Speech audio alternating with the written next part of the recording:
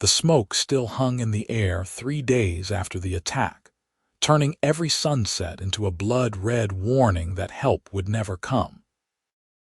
Daphne Sullivan stood in what remained of Fort Benson's supply building, her hands gripping a rusted shovel handle so tightly her knuckles had gone white, listening to the terrible silence that follows death.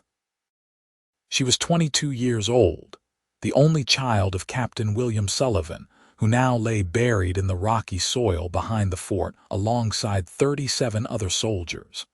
And she understood with perfect clarity that the Army had made its decision about her future when the survivors rode out yesterday morning without looking back. The fort sat in the high desert of southern Idaho, 40 miles from anything resembling civilization, built to protect a supply route that had proven far less valuable than the Army initially believed. When the Shoshone warriors came, they came fast and angry, retribution for broken treaties and stolen land. Daphne's father had pushed her into the root cellar beneath the commander's quarters, and she had spent 14 hours in that darkness listening to gunfire and screaming, praying to a God who seemed to have turned his face away from Fort Benson entirely. By the time she emerged, the battle was over. The warriors had taken what they wanted and left. 18 soldiers remained alive, including Lieutenant Morrison, a thin-lipped man from Boston who had always looked at Daphne like she was a problem requiring a solution. He had been polite enough when he told her the Army could not spare men or supplies to escort a civilian woman anywhere, not with their numbers so depleted. He suggested she might find shelter at a ranch or trading post, gestured vaguely eastward, and then organized the retreat with ruthless efficiency. She had stood in the center of the parade ground and watched them disappear into the sagebrush without her. That was 24 hours ago. Now Daphne moved through the ruined fort like a ghost, taking inventory of what little remained. The Shoshone had been selective in their destruction. They had taken horses, weapons, and food, burned the barracks and the stable, but left the structures containing things they had no use for. She found 3 canteens in the rubble, a wool blanket that smelled of smoke, a haversack with a broken strap, and in the back of the ransacked commissary, 2 tins of beans and a sack of cornmeal that had somehow escaped notice. The well still worked. That was something. She could survive here for a week, maybe 2 if she was careful. But then what? The high desert summer was brutal even for those prepared for it. The nearest settlement she knew of was Snake River, Idaho, a rough mining and cattle town she had passed through once on the way to the fort. It had looked like the kind of place where decent women did not linger, all saloons and gambling houses and men who stared too long. But it was civilization, and civilization meant survival. She tried to calculate the distance. 40 miles, 50. The landscape out here played tricks with perspective. Hills that looked close could take a full day to reach. Without a horse, without proper supplies, the journey would be nearly impossible. Still, staying here seemed equally impossible. Fort Benson was a tomb now, and Daphne had no intention of adding her own grave to its collection. That night she slept in the commander's quarters, in what had been her room for the past 8 months, and dreamed of her father teaching her to ride back in Virginia, back when the world made sense and mothers lived beyond childbirth, and fathers were not buried in unmarked graves at the edge of the frontier. She woke before dawn to the sound of a horse nickering somewhere beyond the fort's broken gates. Her first thought was that the Army had returned. Her second thought, sharper and more frightening, was that the Shoshone had come back. She grabbed the only weapon she had found, a cavalry sword with a chipped blade, and crept to the window. The eastern sky was just beginning to lighten, turning the desert from black to deep blue. In that pale pre-dawn light, she saw a single rider on a paint horse, moving slowly through the ruins of the stable. He was not a soldier. He wore a wide-brimmed hat, dusty range clothes, and a gun belt that rode low on his hip. Even from a distance, even in the uncertain light, Daphne could see he moved with the casual confidence of someone who belonged to this landscape, in a way the army never had. He dismounted near the well, let his horse drink, and then stood there looking at the burned buildings with an expression she could not read from her hiding place. She watched him for 10 minutes, trying to decide if he represented rescue or a different kind of danger. Out here, a woman alone had to assume the worst of every stranger. But as the sun broke the horizon and proper daylight spread across the fort, she saw details that eased her fear slightly. He was young, probably not much older than she was, with dark hair that needed cutting and a lean, weathered face. More importantly, he moved without aggression, studying the ruins with what looked like sadness rather than satisfaction. When he started walking toward the commander's quarters, Daphne made her decision. She stepped out onto the porch with the sword held across her body in both hands, trying to look more formidable than she felt. He stopped 20 feet away, his hand dropping instinctively toward his gun before stopping. They stared at each other across that space, two people who had not expected to find anyone alive in this place of death. "You are trespassing," Daphne said, and immediately felt foolish. What did property rights mean at an abandoned fort? "I did not know anyone was here," the man said. His voice was rough, like he did not use it often. "I saw the smoke a few days back, came to see if anyone needed help. You are late. I can see that." He looked at the sword in her hands, then back at her face. "You can put that down. I am not here to hurt you." How reassuring, coming from an armed stranger at a burned-out fort. Something that might have been a smile touched his mouth. "Fair point. My name is Jackson Zimmerman. I run cattle about 15 miles north of here. Sometimes I ride down this way checking water sources." He pushed his hat back slightly. "Who are you?" "Daphne Sullivan, Captain Sullivan's daughter." She heard her voice crack on her father's title and hated the weakness of it. "The captain who commanded this fort. Until 3 days ago, yes." Jackson looked around at the destruction again, and when his eyes came back to her, they held understanding. "I am sorry for your loss. This attack, it was Shoshone." "Yes." "Any other survivors?" 18 men. "They left yesterday to rejoin their regiment at Fort Hall." He was quiet for a moment, processing what she had not said directly. "They left you behind." The lieutenant felt I would slow them down. He was probably right. Daphne finally lowered the sword. Her arms were shaking from holding it up. "Are you going to help me or not?" "Help you how?" "Take me somewhere safe. Snake River or any settlement with law and decent people. I can pay you." This was a lie. She had $43 in silver coins, which might buy passage on a stage but would not last much beyond that.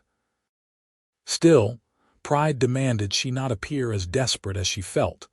Jackson studied her for a long moment. She could see him weighing options, calculating what helping her might cost. Finally, he nodded. "I will take you to my ranch.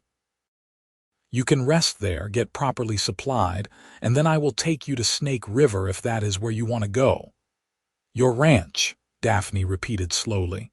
"You live alone." "With my sister and her husband. They have a homestead next to mine."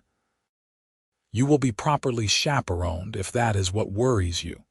It should worry her more than it did. Accepting help from a strange man, riding off into the desert with him, going to an isolated ranch where anything might happen. But what other choice did she have? Walk 50 miles through hostile territory alone. Stay here until thirst or exposure killed her. Sometimes desperation simplified decision-making wonderfully. "I have a few things to gather," she said. "Give me 10 minutes." He nodded and walked back toward his horse. Daphne retreated into the commander's quarters and leaned against the wall, letting out a breath she had not realized she was holding. This was madness. But madness with a chance of survival was better than the certain death of staying put. She packed quickly. The blanket, the canteens, the food, a change of clothes, her mother's Bible, and the silver coins wrapped in a handkerchief. Everything fit in the haversack. She also found her father's dress uniform jacket, too large for her but warm, and put it on over her simple cotton dress. When she emerged back into the sunlight, Jackson had filled his canteens at the well and was waiting beside his paint horse. "That everything?" he asked. "Everything that matters." He looked at her critically, his eyes lingering on the oversized uniform jacket. "Have you ridden much?" "I grew up riding. My father believed it was an essential skill." "Good. We have about 4 hours ahead of us, and the terrain gets rough." He swung up into his saddle and then extended a hand down to her. "You will ride behind me. Blaze here is strong enough to carry double."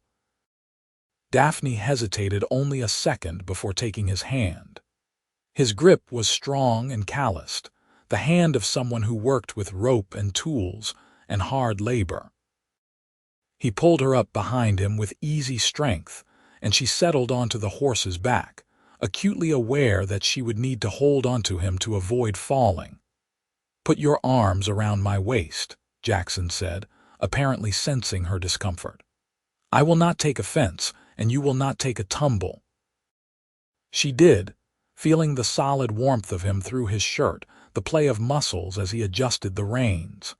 It was the closest she had been to a man who was not her father since before coming west, and the intimacy of it made her face flush. "Ready?" he asked. "Ready." Jackson touched his heels to the horse's flanks, and they moved forward through Fort Benson's shattered gates. Daphne looked back once at the place where her father was buried, at the ruins of 8 months of her life, and then forced herself to face forward. The past was a burned-out fort. The future was wherever this cowboy was taking her. They rode north through high desert country, following dry creek beds and game trails that Jackson seemed to navigate by instinct. He did not talk much, which Daphne appreciated. She was not ready for conversation, not ready to process everything that had happened. The rhythm of the horse's movement, the heat building as the sun climbed higher, the vast emptiness of the landscape spreading in all directions created a kind of meditation. She let herself drift, holding on to this stranger who had appeared like an answer to a prayer she had not known how to pray. After 2 hours, they stopped to water the horse at a spring that bubbled up from between red rocks. Jackson helped her down, and Daphne's legs nearly buckled when her feet hit the ground. Riding double without stirrups used muscles she had forgotten she had. "Drink," Jackson said, handing her a canteen. "And eat something if you have it. Low blood sugar makes the heat worse." She drank gratefully and then pulled out one of the tins of beans. It seemed rude not to offer to share, so she held it out to him. "I do not have a way to open this." He produced a knife from his belt and made short work of the tin. They sat in the shade of a rock outcropping and ate cold beans with their fingers, a meal that would have horrified her mother but tasted better than anything Daphne could remember. When they finished, Jackson poured a little water on his bandana and handed it to her. "For your face and neck." "It helps." She wiped away the dust and sweat, feeling slightly more human. "Thank you for all of this. I know you had no obligation." "Could not leave you there," Jackson said simply. "Would not be right. Plenty of people seem to think otherwise." He glanced at her, his gray eyes thoughtful. "That lieutenant who left you, he will have to live with that choice. Some men do not mind that kind of weight. I do." He stood and offered his hand again. "We should keep moving. Storm clouds building to the west." Daphne looked where he pointed and saw dark clouds massing on the horizon. She had not thought about rain. Did it even rain in this desert? But Jackson seemed concerned, so she took his hand and let him pull her back onto the horse. The temperature dropped as the clouds moved in, and the light took on a strange greenish quality. Jackson urged Blaze into a faster pace, and Daphne held on tighter as they navigated increasingly rocky terrain. When the first drops of rain hit, they were enormous and warm. Within minutes, it became a downpour that turned the dry washes into rushing streams and made the rocks slick and treacherous. "There!" Jackson shouted over the sound of rain. He pointed toward a rock formation that offered some overhang. They made it to the shelter just as the storm truly unleashed itself. Thunder rolled across the desert, and lightning turned the landscape into frozen snapshots of wind-bent sagebrush and silver rain. They huddled under the overhang with Blaze standing stoically beside them, water streaming off his mane. Jackson pulled a waxed canvas coat from his saddle bag and draped it over Daphne's shoulders. She had not realized she was shivering until the weight of it settled around her. "How long will this last?" she asked, watching what looked like a river forming where there had been dry ground 5 minutes ago. Could be 10 minutes, could be an hour. Desert storms do not follow rules. He sat down with his back against the rock and pulled his hat low over his eyes. "Might as well rest while we can." Daphne sat beside him, careful to maintain a respectable distance despite the cramped space. She studied his profile in the gray storm light, trying to understand what kind of man he was. He seemed young to be running his own cattle operation, but the West aged people quickly. There were lines around his eyes from squinting into sun and wind, and his hands bore the scars of someone who worked with animals and barbed wire.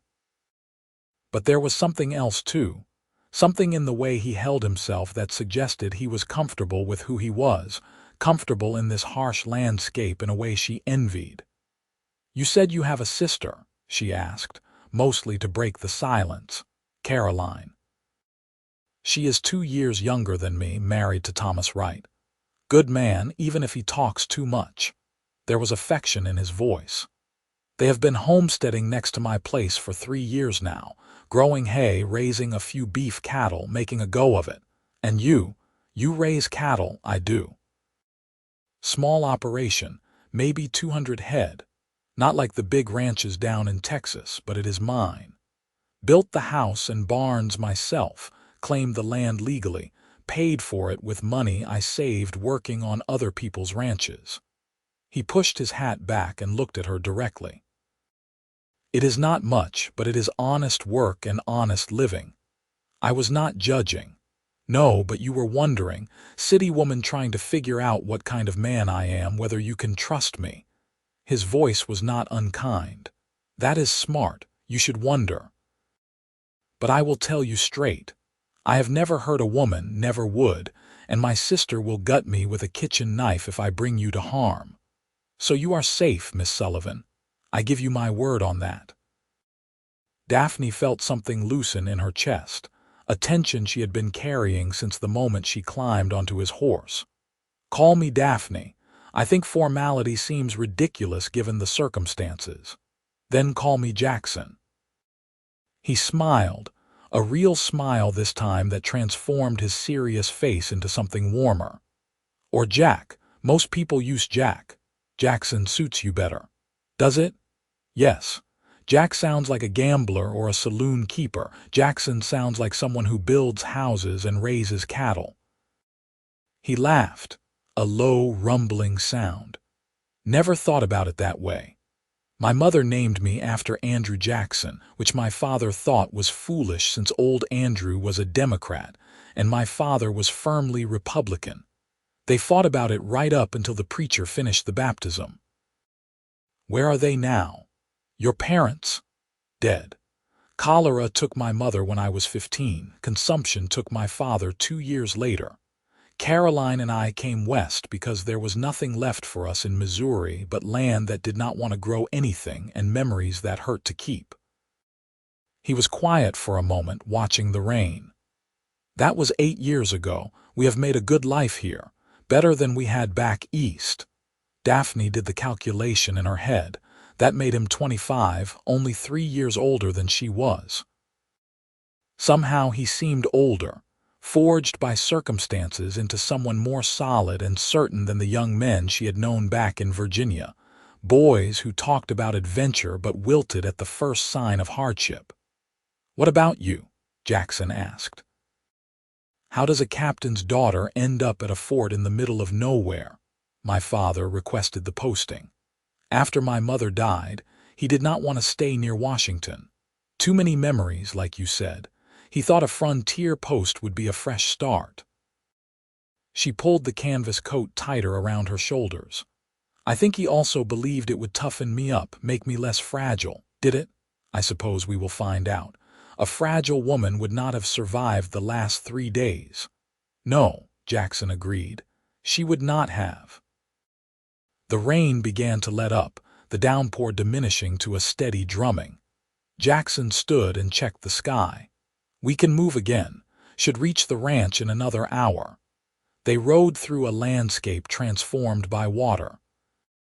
The dry washes ran high and fast, and the sagebrush seemed greener, more alive. The clouds broke apart gradually, and by the time they crested a low ridge, sunlight was streaming through in golden shafts that turned the wet earth to copper and bronze. "There," Jackson said, pointing. "That is home."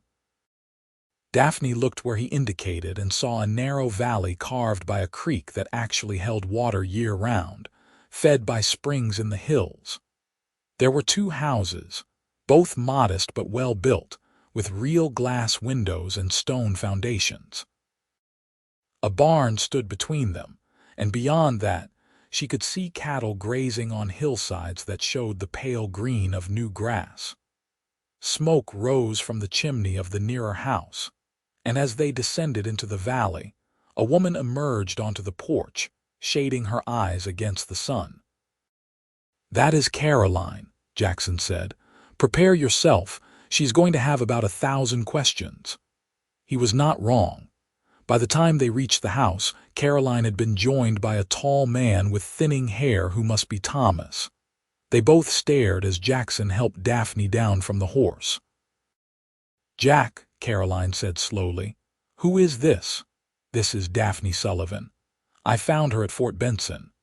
The fort was attacked, her father was killed, and the army left her behind. She needs a place to rest and recover before continuing on to Snake River." He said it all matter-of-factly, like rescuing stranded women from burned forts was something he did regularly. Caroline's eyes widened. She was a pretty woman with dark hair like her brother's and a face that showed both surprise and immediate sympathy. "Oh, you poor thing. Come inside immediately. You must be exhausted and half-starved. Thomas, help Jack with the horse. Shoo, both of you, let me take care of our guest." Before Daphne could protest, Caroline had taken her by the arm and was steering her toward the house. She looked back at Jackson, feeling suddenly panicked at being separated from him, but he just nodded reassuringly and led Blaze toward the barn. The inside of the house was simple but clean, with plank floors and whitewashed walls. A fire burned in the stone fireplace despite the summer heat, and something that smelled wonderful was cooking in a pot hanging over the flames. Caroline sat Daphne down at a rough wooden table and immediately began bustling around, pouring water into a basin, finding clean towels, chattering the entire time. "You poor dear, what you must have been through. And the army just left you there. That is unconscionable. I have half a mind to write a letter to someone, though I suppose it would not do any good. The army does what it wants, especially out here where no one is watching. Here, wash your face and hands properly. You are covered in dust. I will find you some clean clothes. We are about the same size, I think, though you are taller. That dress you are wearing is practically in tatters." Daphne let the words wash over her while she cleaned up, too tired to do more than nod occasionally. When Caroline finally stopped talking long enough to actually look at her, the younger woman's expression softened. "I am sorry," Caroline said. "Here I am running my mouth when you probably just need rest. Let me show you where you can sleep." She led Daphne to a small room off the main living area. It held a bed with a real mattress, a washstand, and a trunk. "This was going to be a nursery eventually," Caroline said, her hand going unconsciously to her stomach. "But for now, it is yours for as long as you need it. Are you?" Daphne started, then stopped, not sure if it was appropriate to ask. Caroline smiled. "3 months along. We have not told Jack yet. Thomas keeps saying we should wait until I am showing, but I am terrible at keeping secrets from my brother." She pulled back the quilt on the bed. "Now lie down. I will bring you some stew in a bit, but first you need to sleep." Daphne wanted to protest that she should help with something, that she was not an invalid, but her body had other ideas. The moment she lay down on that soft mattress, her eyes closed of their own accord. She heard Caroline tiptoe out and close the door softly, and then she fell into the first deep sleep she had managed since the attack on the fort. When she woke, the light coming through the window was different, lower and more golden. Evening then. She had slept for hours. Daphne sat up slowly, cataloging her various aches and pains. Everything hurt, but it was the honest hurt of overused muscles rather than injury. She stood and found a dress laid out on the trunk, simple calico but clean and whole. There was also a hairbrush and a small mirror. She changed out of her ruined clothes and brushed the worst of the tangles from her hair, then studied herself in the mirror. She looked older than she had a week ago, her face thinner and more angular, her eyes shadowed. But she was alive, which was more than 38 people buried at Fort Benson could say. When she emerged from the room, she found Caroline and Thomas at the table with Jackson. They had clearly been talking about her, because they all looked up with slightly guilty expressions. But Caroline recovered quickly and gestured to the empty chair. Perfect timing. "Sit down and eat, you must be starving." She was, Daphne realized. When had she last eaten a proper meal? She could not remember. Caroline ladled stew into a bowl and placed it in front of her along with thick slices of bread and butter. It was simple food but perfectly prepared, and Daphne ate with an appetite that would have scandalized her mother's friends back in Virginia. "So," Caroline said when Daphne finally slowed down, "Jack says you are planning to go to Snake River. Do you have family there?" "No, but it is the nearest town and I need to figure out what to do next." "What do you want to do?" This came from Thomas, who had been quiet until now. He had a kind face and gentle eyes. "I do not know," Daphne admitted. "I came west with my father because I had no other options after my mother died. Now I am alone again with even fewer options. I suppose I should try to find work somewhere, though I am not sure what kind of work I am qualified for." "Can you read and write?" Caroline asked. "Of course. My mother educated me thoroughly." "Then you could be a teacher. Snake River has been trying to start a proper school for 2 years. They keep advertising for teachers, but no one wants to come out here." "I do not know anything about teaching." "You know more than most of those children do. That might be enough." Caroline looked at her brother. "What do you think, Jack? Could Daphne teach?" Jackson had been listening quietly, eating his stew with steady focus. Now he looked at Daphne with those thoughtful gray eyes. "I think Daphne can do whatever she sets her mind to. Surviving what she survived, that takes strength. Teaching rowdy mining kids might actually be easier." "It is not a decision I need to make tonight," Daphne said, feeling suddenly overwhelmed. I need some time." "Of course you do," Caroline said immediately. "You stay here as long as you need.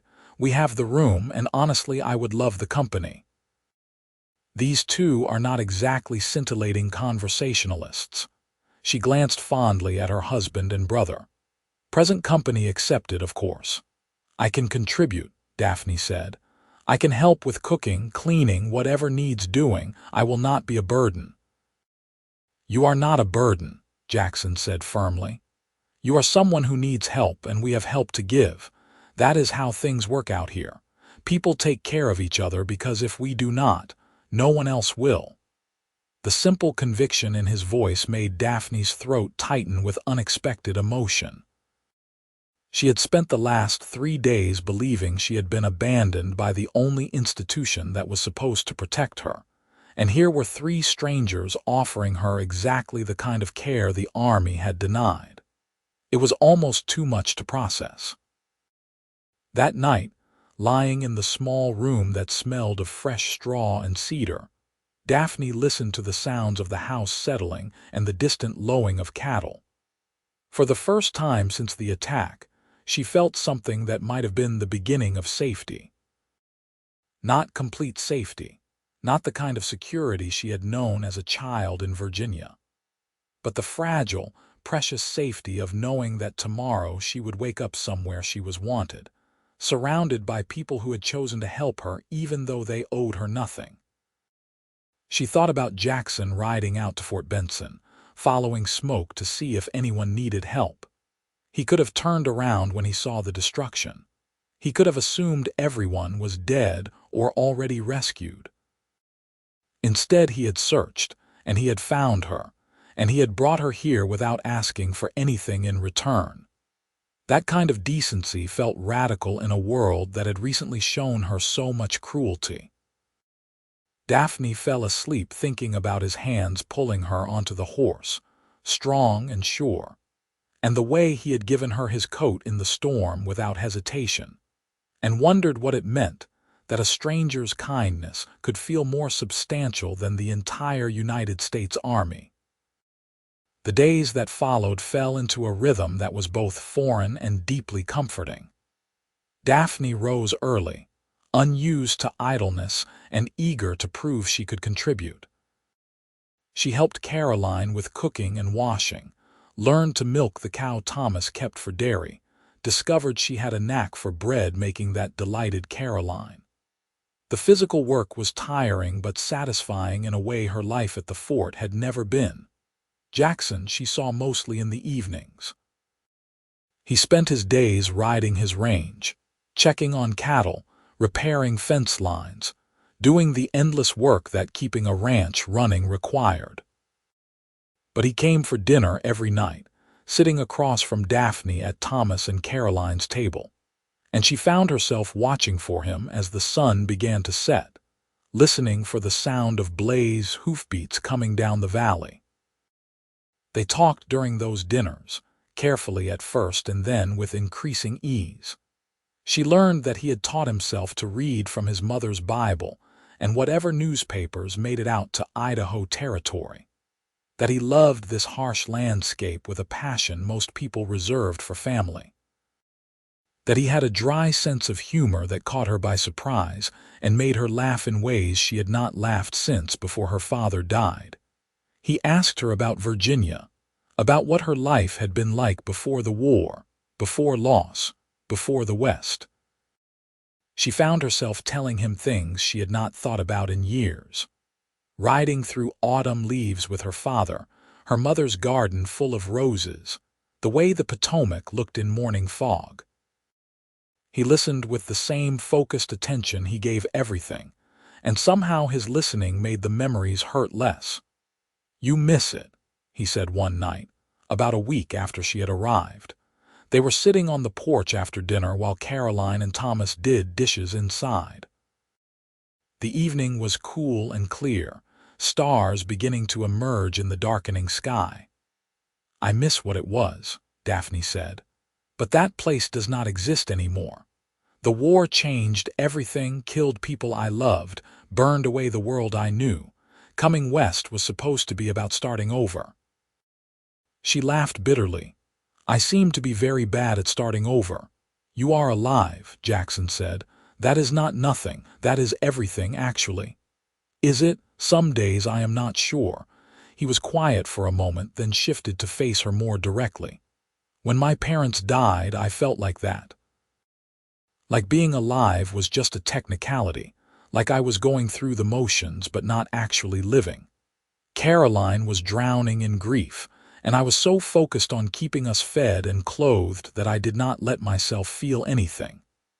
He looked out at the darkening valley. It took coming here, building something with my own hands, claiming space in this huge empty landscape, before I remembered how to be alive instead of just surviving. How long did that take? A few years. And it did not happen all at once. It was gradual, like thawing after a long winter. He glanced at her. But it did happen. That is my point. You are not done healing. You have barely started. But you will heal, Daphne. I know you will. She wanted to believe him. Sitting there in the peaceful evening with this man who had saved her without expecting anything in return, it almost seemed possible that her life might contain something beyond loss and fear. Almost. Thank you, she said quietly, for everything, for bringing me here, for letting me stay, for making me feel less alone. You do not need to thank me. Jackson stood and stretched, then offered her his hand. Come on, I want to show you something. She took his hand and let him pull her to her feet, then followed him away from the house toward the creek. The water ran quick and clear over smooth stones, catching the last of the daylight. Jackson led her to a spot where willows grew thick along the bank, creating a sheltered space that felt separate from the rest of the world. This is my favorite place on the ranch, he said. I come here when I need to think, or when things feel like too much. There is something about moving water that makes problems seem smaller. Daphne could see why. The sound of the creek was soothing, and the willows filtered the breeze into something soft and gentle. It is beautiful. I wanted you to know it is here, in case you need somewhere to go when the house feels crowded or your thoughts get too loud. He looked at her in the fading light. I know what it is like to need space to breathe. It was such a simple thing, showing her this place, but it felt significant. Like he was giving her something of himself, sharing what mattered to him. Daphne felt her heart do something complicated in her chest, a flutter of feeling she was not ready to examine too closely. I should get back, she said, suddenly needing distance before she said something foolish. Caroline will wonder where I have gone. Jackson nodded and led the way back to the house. But that night, lying in her small room, Daphne could not stop thinking about the willow grove by the creek, and the way Jackson had looked at her in the twilight, and the fact that she was starting to feel things for this cowboy that were definitely not gratitude. Another week passed. Daphne settled deeper into the rhythm of ranch life. She learned to recognize individual cattle by their markings, discovered she enjoyed the solitude of hanging laundry while looking at distant mountains, found herself humming while she worked. Caroline noticed the change and smiled but said nothing, though Daphne sometimes caught her watching with knowing eyes. The real shift came on a Sunday morning when Thomas suggested they all ride out to check a fence line in the far pasture. It would be a long day's work, but the weather was perfect and they could make a picnic of it. Caroline packed food while Daphne helped Jackson saddle horses. He brought out a smaller mare, a gentle bay named Rosie. She is not as flashy as Blaze, but she has good sense and an easy gait, Jackson said, holding the mare steady while Daphne mounted. You said you grew up riding. Show me. It had been months since Daphne had ridden alone, and she had forgotten how good it felt to control her own mount, to make the decisions about pace and direction. They rode out together, the four of them, following the creek upstream into hills that grew steeper and more rugged. Thomas and Caroline rode ahead, lost in their own conversation, while Jackson stayed beside Daphne. You are a good rider, he observed after they had been traveling for an hour. Better than good, actually. You move with the horse instead of fighting her. My father insisted I learn properly. He said the frontier was no place for women who could not handle themselves on horseback, saying it did not hurt as much as it had even a week ago. The grief was still there, but it had dulled to something she could carry without being crushed by the weight.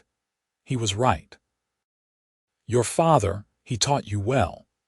He tried to prepare me for a lot of things. I do not think he expected to die and leave me completely alone, though. Jackson glanced at her. You are not completely alone anymore. It was such a simple statement, but it landed in Daphne's chest with unexpected force.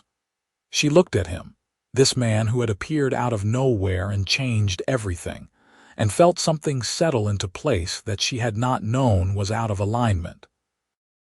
They reached the far pasture and found the fence line in need of serious repair. Posts had rotted and wire had come loose. While Thomas and Jackson worked on replacing posts, Daphne and Caroline tightened wire and hammered staples. It was hot, dirty work, and by midday they were all sweating and covered in dust. But there was something satisfying about it, about working together toward a common goal, about making something broken whole again. They ate lunch in the shade of a lone pine tree, passing around canteens and cold biscuits and dried beef. Caroline was glowing despite the heat, happy in a way that made Daphne both envious and glad. Thomas looked at his wife like she had hung the moon, and Daphne wondered what it would feel like to be seen that way by someone. I have been thinking, Caroline said, addressing Daphne, about the teaching idea. Snake River really does need a school. I could write to the town council if you are interested. Put in a good word. I do not know, Daphne said. It seems presumptuous to think I could teach when I have no experience. You have education, which is more than most people out here can claim, and you are patient. I have watched you explain things to me in the kitchen without making me feel stupid. That is the mark of a good teacher. She is right, Jackson added, and it would give you independence, your own income, your own purpose. It would mean moving to Snake River, Daphne said, and realized as she said it that the idea bothered her. Not the teaching part, but the leaving part. Somewhere in the past 2 weeks, this valley had started to feel like home in a way Fort Benson never had. Or maybe it was not the valley. Maybe it was the people. Snake River is only 12 miles away, Caroline said. You could visit on weekends, or we could visit you. It does not have to mean leaving forever. Think about it, Jackson said. No need to decide today. But Daphne spent the rest of the afternoon thinking about it while they finished the fence repairs. Teaching would give her a path forward, a way to support herself without depending on the charity of others. It was practical and sensible. So why did the idea make her feel hollow? They rode back as the sun was setting, tired and satisfied with the day's work. When they reached the split where Jackson would continue to his own ranch house, he paused beside Daphne. Ride with me a bit, he asked. There is something I want to say. She nodded and followed him, curious and slightly nervous. They rode in silence until they reached his house, a sturdy cabin with a wide porch and good views of the valley. He dismounted and helped her down, then led both horses to water at his trough. I do not want you to take the teaching job because you think you have to, Jackson said without preamble, or because you feel like you are imposing on us by staying. You are not imposing, Daphne. Having you here, it has been. He stopped, seeming to struggle for words. It has been good. Better than good. Daphne's heart was beating too fast. What are you saying? I am saying that I like having you around. I like talking to you at dinner. I like seeing you in the morning when you come out to help with chores. I like that you laugh at my jokes even when they are not funny. He turned to face her fully. I am saying that somewhere in the past 2 weeks, I started caring about you in a way that is more than just wanting to help someone in need. She could not breathe, could not think, could only stare at him while her mind tried to process what he was telling her. I know it is too soon, Jackson continued. I know you have been through something terrible, and the last thing you probably need is some cowboy complicating your life. but I am not good at pretending or hiding how I feel, and I feel like I need to be honest with you before you make any decisions about leaving." He took a breath. "I am interested in courting you, Daphne, properly and respectfully, with my intentions clear. But only if that is something you might want too." The world seemed to have narrowed to just the two of them standing in the golden evening light. Daphne tried to find words, but everything she wanted to say felt inadequate. Finally, she just went with the truth. "I thought I was imagining it," she said. "This feeling between us. I thought it was just gratitude on my part, or loneliness, or some kind of confusion from everything that has happened. But it is not just that, is it?" "No," Jackson said softly. "It is not." "I do not know how to do this," Daphne admitted. "I have never been courted. My mother died before she could teach me about these things, and my father certainly was not going to. And now everything is so complicated, and I am so far from the life I was supposed to have, and I do not know what I am supposed to do or feel." "Feel whatever you feel. That is all you can do." Jackson stepped closer but did not touch her. "I am not asking you to make promises or decisions.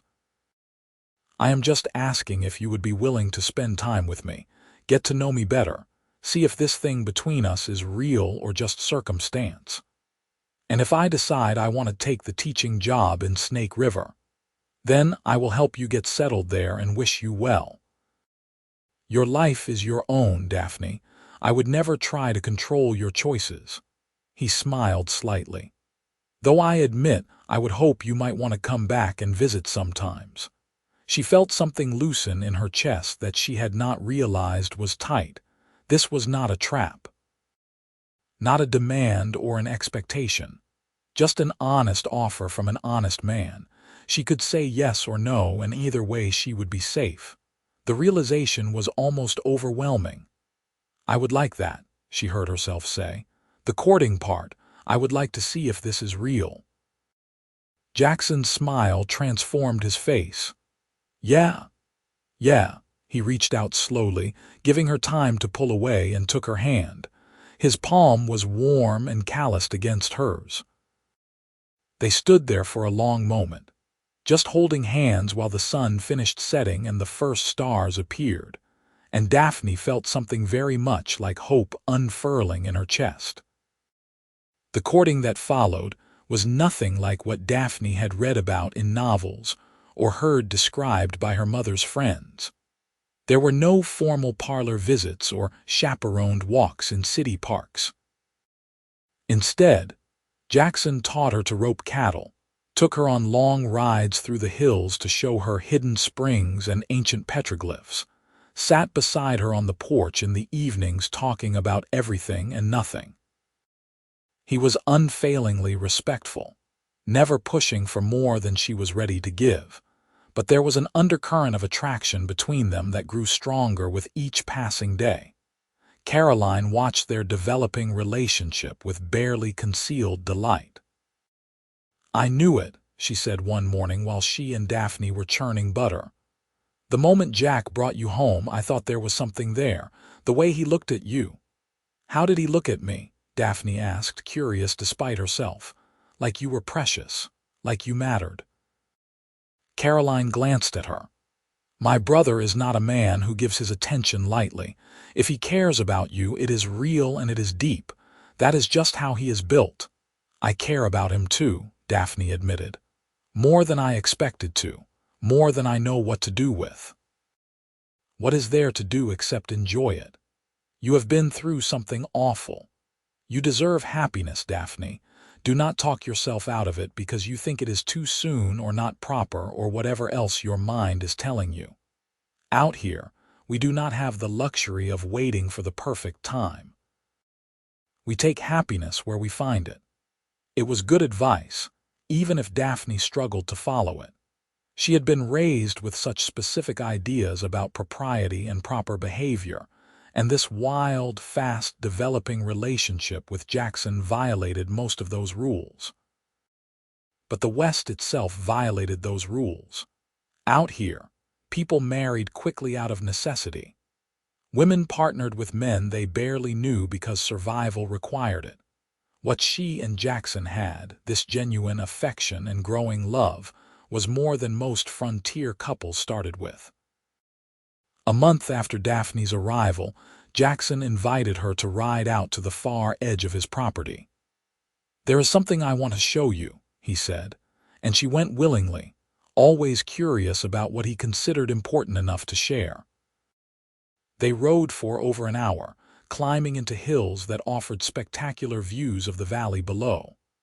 Finally, Jackson stopped at a flat area sheltered by rock formations, with a spring bubbling up nearby and grass growing thick and green. "This is it," he said, dismounting. "This is where I am going to build." "Build what?" "A house. A real house bigger than the cabin I have now, with multiple rooms and a proper kitchen and windows facing the view." He looked at her, his expression serious. A house for a family, Daphne's breath caught. She understood what he was really saying, the question he was asking without asking directly. "When I claimed this land 5 years ago, I was just thinking about survival," Jackson continued. "But lately I have been thinking bigger. Thinking about the future, about what I want my life to look like 10 years from now, 20 years. He took her hand. "And I keep seeing you in that future, Daphne. I know it is fast. I know you might not be ready. But I need you to know that is where my head is at. That is what I am hoping for." She looked at the beautiful spot he had chosen, imagining a house there, imagining a life there, with him. It should have seemed insane. They had known each other barely more than a month. She had been a sheltered captain's daughter just weeks ago, and he was a cowboy who had built his life from nothing. They should not work, but somehow they did. "I see it too," she said quietly. "I did not want to, did not think I should, but I do. I see a life here, with you." Jackson pulled her closer, his hands framing her face. "Can I kiss you?" "Yes." He kissed her carefully, tenderly, like she was something breakable and precious. Daphne melted into it, her hands gripping his shirt, feeling like she was falling and being caught at the same time. When they finally pulled apart, both breathing hard, Jackson rested his forehead against hers. "Marry me," he said. "I know it is fast. I know we should probably wait longer, but I have never been more certain of anything. Marry me, Daphne." She should have said no. Should have asked for more time, insisted on a longer courtship. But Caroline's words echoed in her head. "Out here, we do not have the luxury of waiting for the perfect time. We take happiness where we find it." "Yes," Daphne said. "Yes, I will marry you." Jackson kissed her again, deeper this time, and she let herself fall completely into the feeling. This was not the life she had planned or imagined. But it was the life she wanted, and that was enough. They were married 3 weeks later at Thomas and Caroline's house, with a traveling preacher who made rounds through the isolated ranches performing weddings, baptisms, and funerals. Daphne wore a dress Caroline had helped her make from fabric they had ordered from Snake River, simple cream-colored cotton with lace at the collar. Jackson wore a clean shirt and his best trousers, his hair freshly cut, and his face shaved smooth. The ceremony was short and sweet. Daphne repeated vows that felt both ancient and immediate, promising to love and cherish this man who had saved her in every way a person could be saved. When Jackson slipped a simple gold band on her finger, a ring that had been his mother's, she felt tears spill down her cheeks. But they were good tears, happy tears, tears of relief that her life had somehow found its way to this moment despite everything. They had a small celebration afterward, just the 4 of them plus a couple of neighboring ranchers who had become friends. There was food and music from Thomas's fiddle and dancing on the porch. Caroline cried through the whole thing, emotional with pregnancy and happiness for her brother. When the sun began to set, Jackson took Daphne's hand and led her away from the party, back to his cabin, which was now their cabin, their home. He had cleaned everything and brought in wildflowers that filled the space with color and scent. There was fresh bread and honey on the table, firewood stacked neatly by the hearth, the bed made up with new quilts. Daphne looked around at this home Jackson had built with his own hands and felt overwhelmed by the reality of it. She was married, to a man she had known for less than 2 months. A man she loved with an intensity that still surprised her. "Are you nervous?" Jackson asked, watching her face. "Yes," she admitted. "Are you terrified?" He smiled to soften it. "I want this to be good for you, Daphne. I want everything to be good for you. But I have never done this before, and I am afraid I will do it wrong." She stepped closer and took his hands. "We will figure it out together. That is what marriage is, right? Figuring things out together, I suppose so."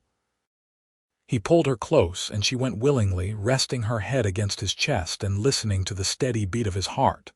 "I love you," he said quietly. "I should say that more. I love you so much it scares me sometimes. I love you too." The words came easily now, no longer frightening. Just true. They made love that night with tenderness and fumbling inexperience, learning each other by touch and whispered encouragement. It was not perfect, but it was theirs, and afterward when they lay tangled together in the darkness, Daphne felt more complete than she had since before her mother died. Like she had found a missing piece of herself she had not known was gone. The first year of their marriage was not easy.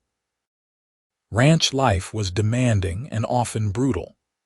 There were late spring blizzards that killed calves, dry spells that tested their water sources, predators that took livestock, and the constant grinding work of keeping everything functioning. Daphne learned to cook for a working man, to preserve food for winter, to help with branding and roundups. Her hands grew calloused, and her skin tanned dark from sun. She became someone she would not have recognized a year earlier, and she loved that woman more than she had ever loved the delicate creature she had been in Virginia. Jackson was a good husband. He was patient with her learning curve, never making her feel inadequate when she made mistakes. He talked to her about ranch decisions, valuing her opinion even when she felt she knew nothing. He made her laugh and held her when she cried, and loved her with a steadiness that felt like bedrock. On their first anniversary, he took her back to the spot where he wanted to build the bigger house and showed her that he had already started clearing the foundation. "I want to have it finished before next winter," he said. "Want to move you into a proper home." "This cabin is a proper home," Daphne protested, but she was touched by his determination to give her more. "It is a bachelor's cabin. You deserve better. You deserve a real kitchen and a bedroom that is separate from the living space and a porch where you can sit and watch the sunset." He pulled her close. "You deserve everything good, Daphne. I am going to spend my life trying to give it to you." She kissed him there in the afternoon sunlight, grateful beyond words for this unexpected life, this unexpected love. Caroline's baby was born that fall, a healthy boy they named William after Daphne's father. Daphne cried when Caroline told her they had chosen that name, touched by the gesture. She helped care for little William, learning about babies in preparation for the day when she and Jackson might have their own. That day came sooner than expected. By Christmas, Daphne was pregnant, and Jackson was beside himself with joy and terror. "What if I am not a good father?" he asked one night, his hand resting on her still flat stomach. "You will be wonderful," Daphne assured him. "You are good at everything you put your mind to. Why would this be different?" The new house was finished in early spring, just weeks before Daphne was too pregnant to comfortably make the move. It was everything Jackson had promised, spacious and solid, with real glass windows and a kitchen that made Daphne want to cry with happiness. They moved their few possessions from the cabin, and suddenly they had a home that felt permanent, like it could hold generations. Their son was born in June, delivered by Caroline with Jackson hovering anxiously nearby. It was a long labor that left Daphne exhausted, but when they placed the baby in her arms and she saw his perfect tiny face, she forgot about the pain. They named him James, and Jackson held his son with a mixture of wonder and fear that made Daphne's heart ache with love. "He is so small," Jackson whispered, examining the baby's miniature fingers. "He will grow," Daphne said, "and we will teach him everything. How to be kind, how to work hard, how to love this land. And how to treat women with respect," Jackson added. "Want to make sure he grows up better than most men." James was an easy baby, content and curious. As he grew, he showed signs of having his father's temperament, patient, observant, slow to anger. Daphne loved watching Jackson with their son, loved seeing this hard-working cowboy become soft and playful with the child. It revealed new dimensions of the man she had married. 2 years later, they had a daughter they named Margaret after Jackson's mother. She was fierce from the moment she entered the world, screaming her displeasure at everything and refusing to do anything on anyone's schedule but her own. Jackson adored her completely. "She is going to run this ranch someday," he said, watching 18-month-old Margaret boss around 3-year-old James. "Look at her. She already knows exactly what she wants." "She gets that from her father," Daphne teased. "I think she gets it from her mother." "You know exactly what you want too. You just pretend to be more agreeable about it." Life settled into a rhythm over the following years. The ranch prospered. Jackson expanded his herd and bought more land. Thomas and Caroline's family grew to include 2 more children. The valley became a small community of its own, with neighbors helping neighbors, children growing up together. The hard work of frontier life made easier by cooperation and friendship. Daphne sometimes thought about Fort Benson, about the burned-out ruin where her father was buried, about the life she had lost. But those thoughts came less frequently as years passed, and when they did come, they held more nostalgia than pain. Her real life was here, in this valley, with this man and these children. Everything before felt like prologue. On their 10th anniversary, Jackson took her back to the spot where he had proposed, which was now the site of their thriving home. Their children were with Caroline for the evening, giving them rare time alone. They sat on the porch watching the sunset, the same view that had sold Daphne on this place all those years ago. "You ever regret it?" Jackson asked. "Saying yes so quickly, marrying someone you barely knew?" "Never," Daphne said without hesitation. "You saved my life, Jackson, not just that first day at the fort, but every day since. You gave me a reason to keep living when I thought everything worth living for was gone." "You saved me too," he said. "I did not know I was lonely until I met you. Did not know something was missing until you filled that space." He took her hand, his thumb rubbing over the wedding ring she never took off. "I love you more now than I did the day we married. Did not think that was possible, but it is. Every year I love you more." She leaned against him, watching the sky turn from gold to pink to purple. "Think we will get 50 years together? I am planning on it. Going to be the most stubborn old man in Idaho, refusing to die just so I can spend more time with you." Daphne laughed, the sound carrying across the valley. From inside the house, she could hear the clock ticking, marking the passage of time that had brought her from a burned-out fort to this place of peace and plenty. It had been a journey she never expected to take, a transformation she never saw coming. But looking at Jackson, at the home they had built, at the life they had created from nothing but hope and determination, Daphne knew she would not change a single moment. The army had left her behind, broken and alone. But a cowboy had found her, and in finding her, had helped her find herself. That was its own kind of miracle, and she was grateful for it every day. As the years continued to unfold, the valley transformed from raw frontier into something more settled, though it never quite lost its wild edge. The children grew, adding cousins to their playmates as more families settled nearby. James developed his father's quiet competence with animals and land, while Margaret showed a fierce intelligence that had Daphne wondering if she might become that teacher Snake River had once needed. They had a third child, another boy named Thomas after his uncle, who was as sweet-natured as his brother but with a mischievous streak that kept everyone on their toes. The ranch continued to prosper under Jackson's steady management. He was respected throughout the region as a fair dealer and a man of his word. When disputes arose between ranchers over water rights or grazing land, people often asked Jackson to mediate, trusting his judgment. Daphne watched her husband become a pillar of their community and felt proud of what he had accomplished, what they had accomplished together. Caroline and Thomas remained close neighbors and dear friends. Their children grew up as cousins in all but blood, spending long summer days roaming the valley, learning to ride and rope and survive in this demanding landscape. Caroline's first prediction came true.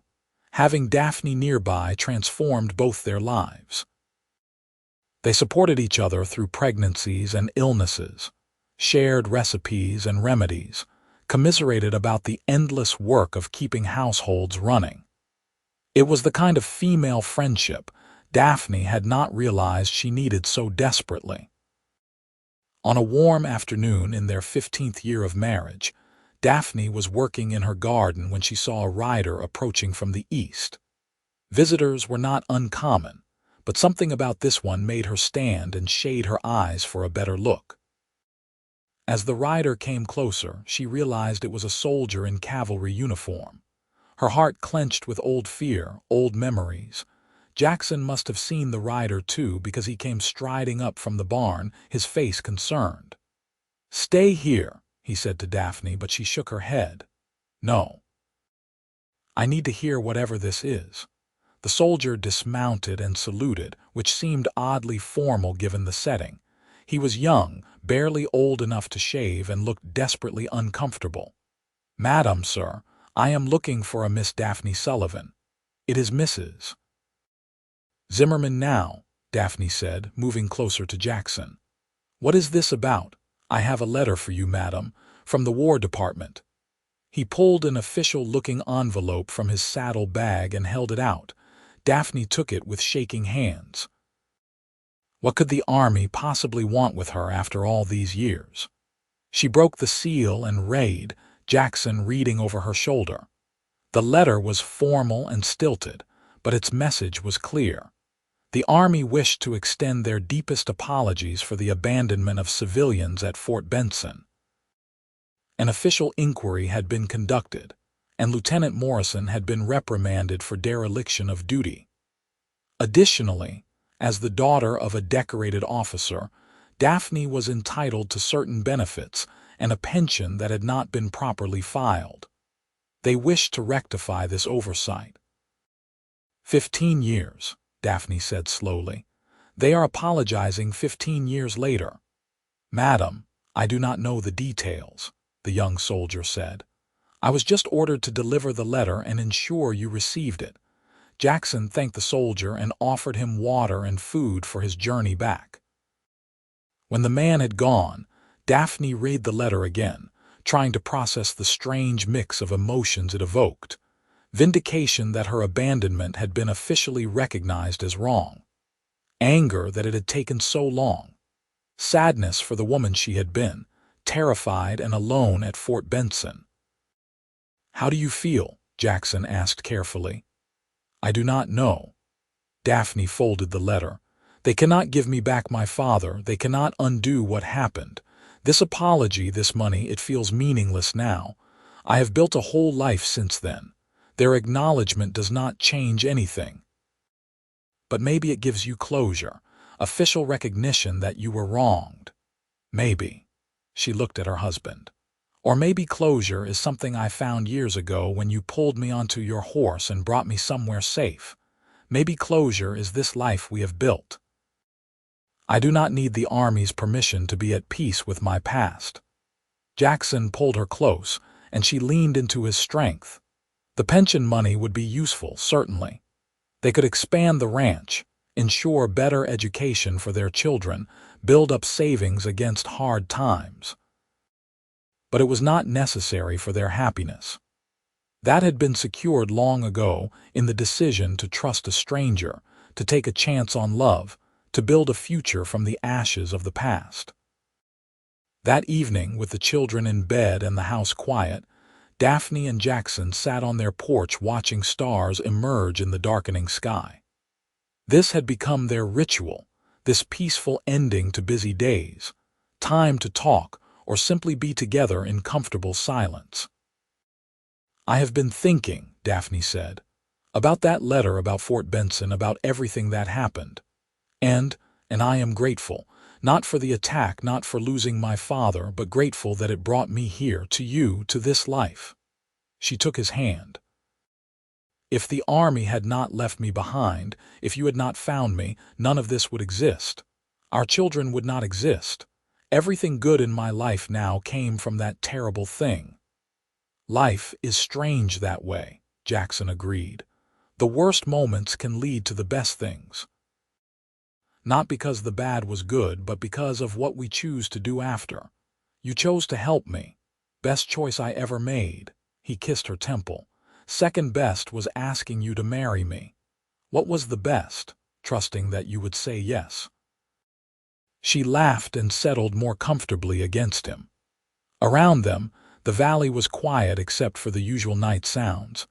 Cattle settling, coyotes singing in distant hills, the creek running its eternal course toward the Snake River. It was the soundtrack of the life they had built, familiar and beloved. Years continued to pass with the strange acceleration that comes with contentment. The children grew into capable young adults. James took on more responsibility with the ranch, proving he had inherited both his father's skill and his work ethic. Margaret, as predicted, showed intellectual gifts that led to her attending a teacher's college in Boise, though she promised to return and start a school in the valley. Thomas, their youngest, surprised everyone by showing artistic talent, drawing and painting the landscape with genuine skill. Jackson's hair turned gray at the temples, and Daphne's developed silver streaks that Jackson claimed made her more beautiful. They weathered hard years when drought or early snows threatened the cattle, and they celebrated good years when everything seemed to go right. Through it all, their partnership remained the foundation everything else was built on.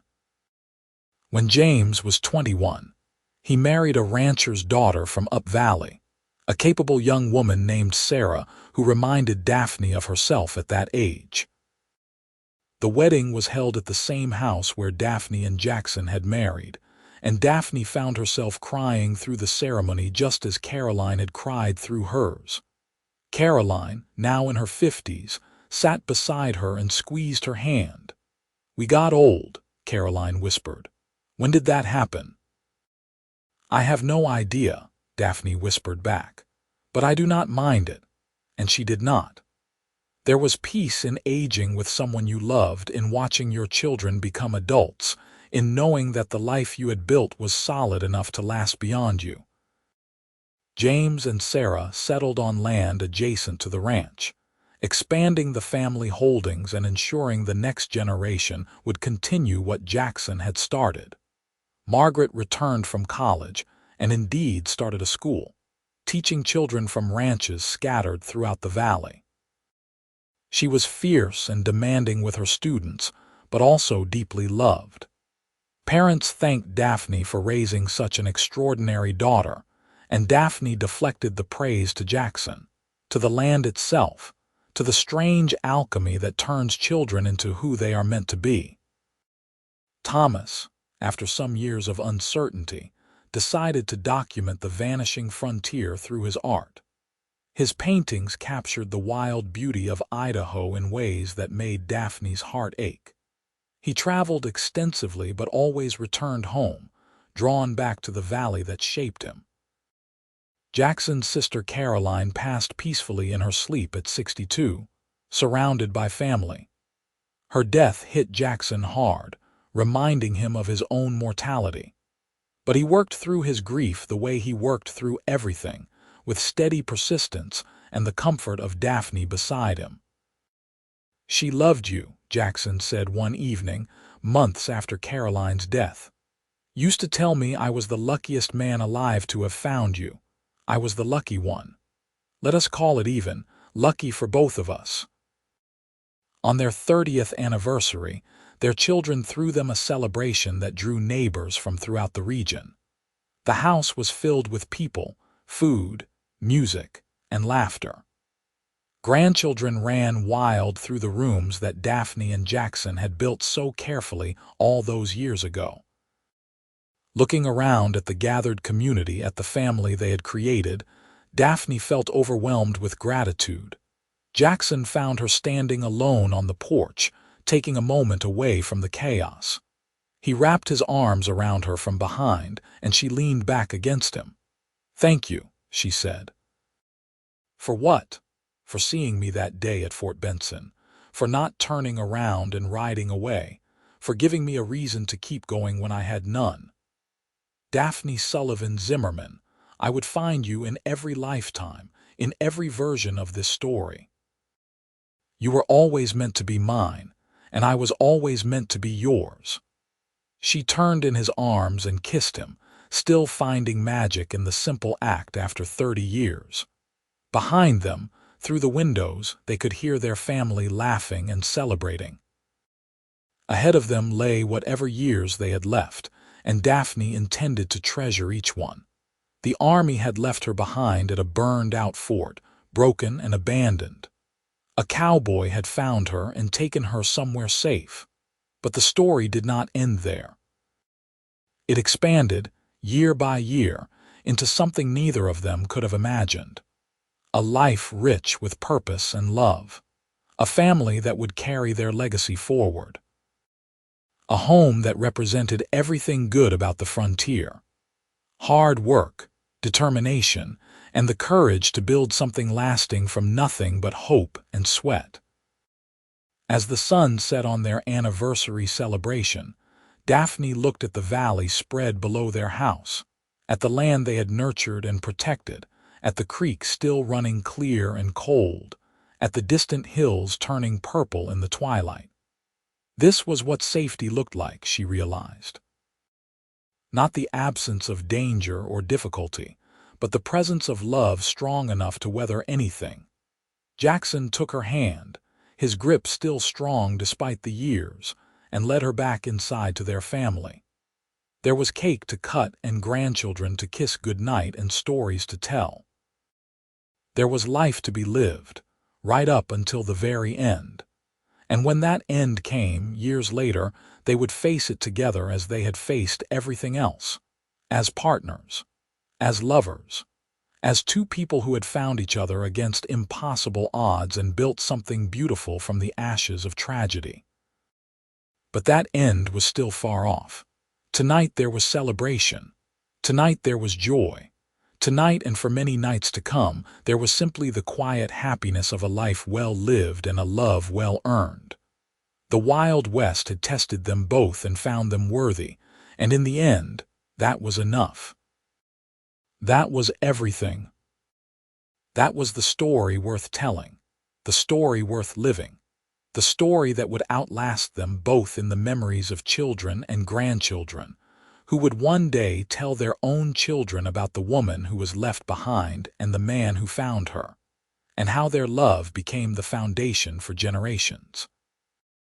The stars came out over the valley, the same stars that had watched over Daphne's first night at the ranch, that had witnessed Jackson's proposal, that had seen their children born and their grandchildren play.